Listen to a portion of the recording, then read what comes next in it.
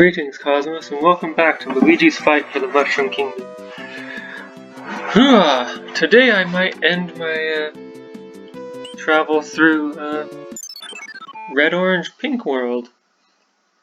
Alpsaur, huh? Alpsaur. Okay, so it looks like today I'm floating. Oh my, I can't spin jump. I both like and am terrified by those upside down munchers. Hello, fighter plant. Okay, good, I did get high enough to hop over that.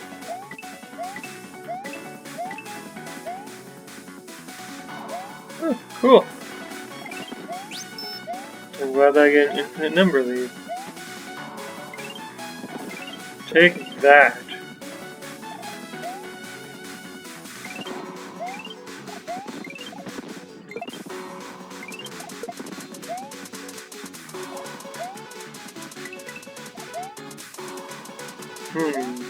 Why does this music sound familiar? I suspect that pipe returns me somewhere. What the? There's something wrong with that entity. I could not trust it. Is this Toho music? I can't remember what level or even game this is from. Hiya. So I think, yeah, that's a flub. It's kind of disturbing.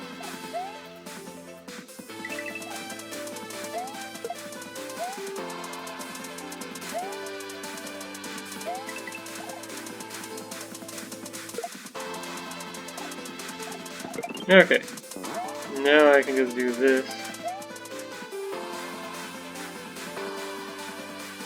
Alright, I made it somewhat. Ooh.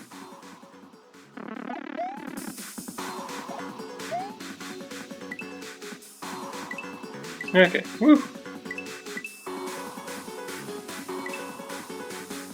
I can no longer destroy birds. Alright, where am I? Okay, for a second I was worried that I was back at the beginning of all things. It's pretty interesting how a little flavor goes a long way. I mean, those are just Hammer Brothers, but they feel so different. Oh, hey, there's a midpoint nearby somewhere. Oh, hey, no, don't let go of that.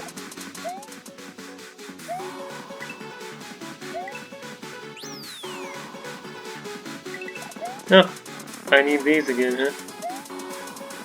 Good job, me.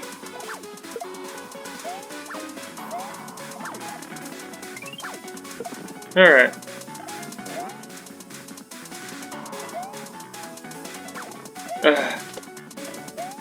Alright, you, give me another ride.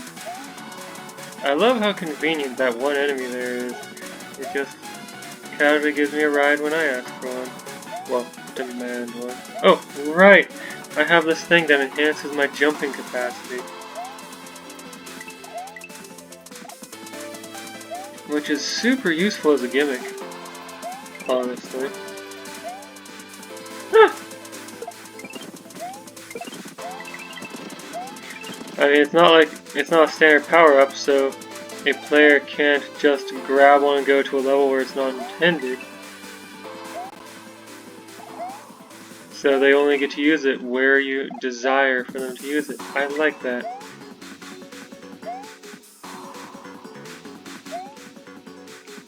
Uh-oh. Good job, me. Okay.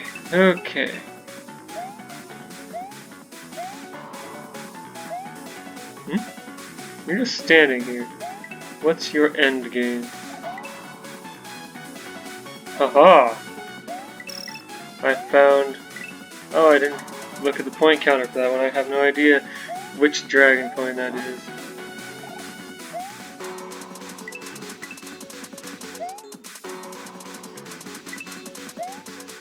Alright, I might like this segment a little more if I had some indication of how high I need to jump for the next Yeah, like that. Like these last two were good. Oh, and there's the ending. Good, I was starting to feel like the stage was going on a little long. Okay. Whew. Oh! I get more of this! Eh? Warp to World 2? But why? I didn't collect another star.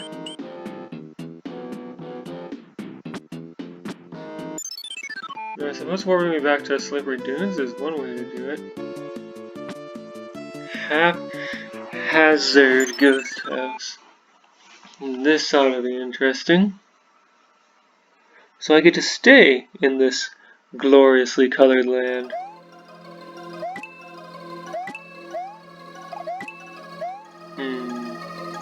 Oh, yes.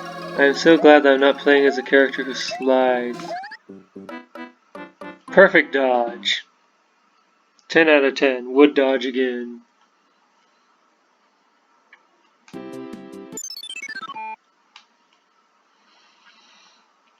So...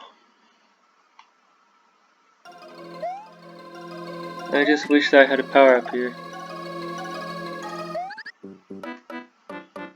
Because I play like that.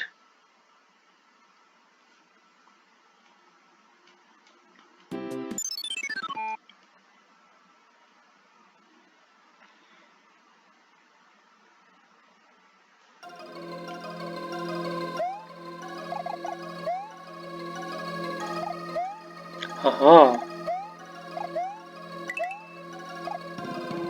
Ooh, that was scary. Okay, okay.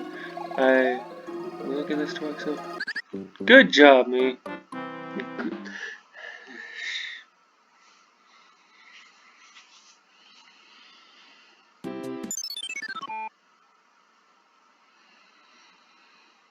Okay. For some reason, yesterday and today I've become enamored with a certain card from Magic the Gathering. Like, I haven't played Magic the Gathering in, how long now? At least 7 years? But some of the cards and ideas it has are pretty interesting to me. Even though I think as a game it is fundamentally flawed because of the way mana works.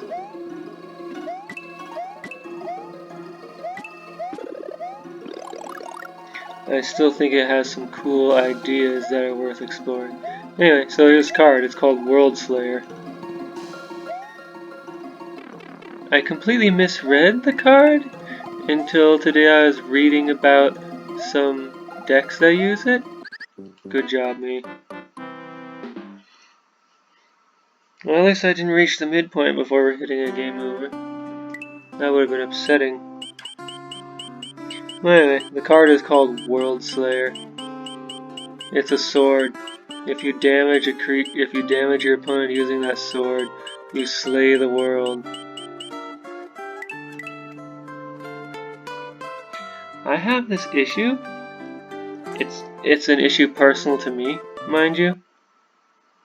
And it makes it really hard for me to understand how card games work, like how various cards in card games are meant to be used, where somehow I tend to consider so many random things in isolation when especially with a card game, everything in a card game needs to be considered in relation to other cards that exist. And yet, you know, there I go considering that card in isolation from all the other cards, even though...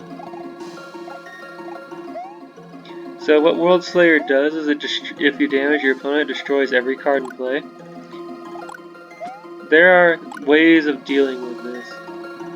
Like, there are cards that are indestructible. There are cards that have an ability called Regenerate. Good job, me. There are cards that give you some kind of reward. Well, not reward, but... Well, maybe it's a reward. Some kind of reward when you Come on, brain. When they get destroyed. All of these are ways to make that card help you win the game. Oh, yes, I'll just destroy all the cards in play except my most powerful cards. Take that. Oh, hey. Since I can go up here but not up the other side, I imagine I was meant to do this and find it interesting. Something good may happen if you kill all the big boos in this area. Oh no.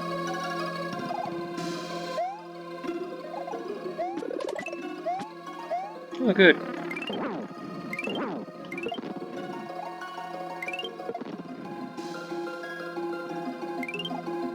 Oh no.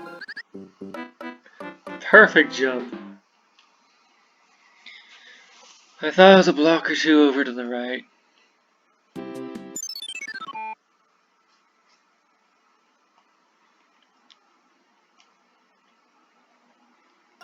Oh yeah.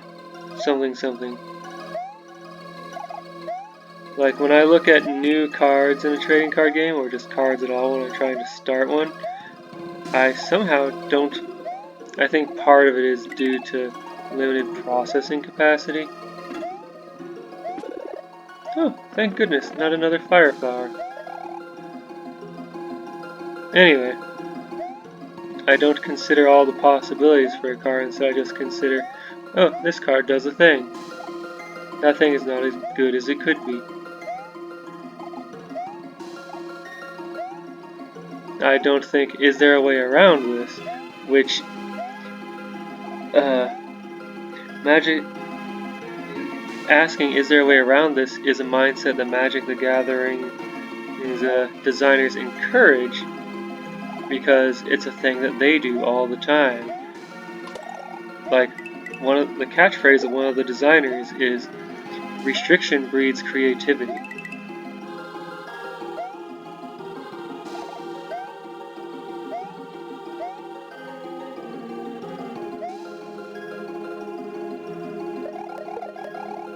Part of my issue with this particular card, though, was I simply misread what it does.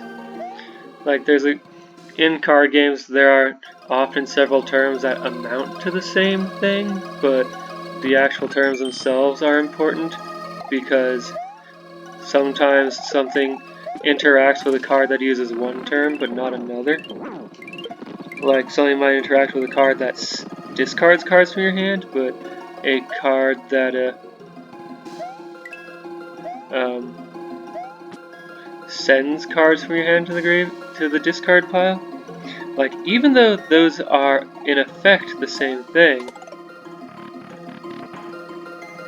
like those are functionally the same thing, but the difference in terms means that some cards won't interact with all of those options, or won't interact the way you would hope they would. So,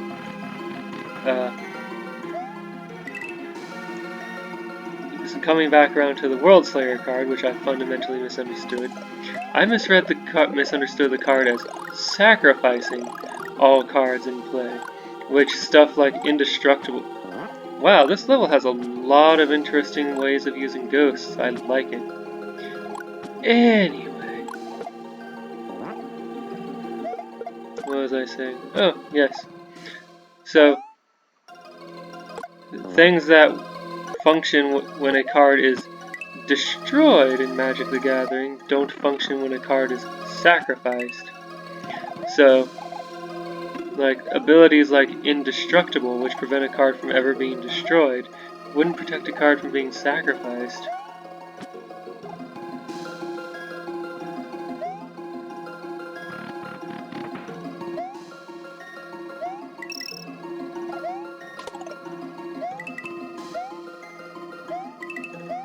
Anyway, yeah, that was just a thing I've been interested in lately. One specific card from a card game I don't even play.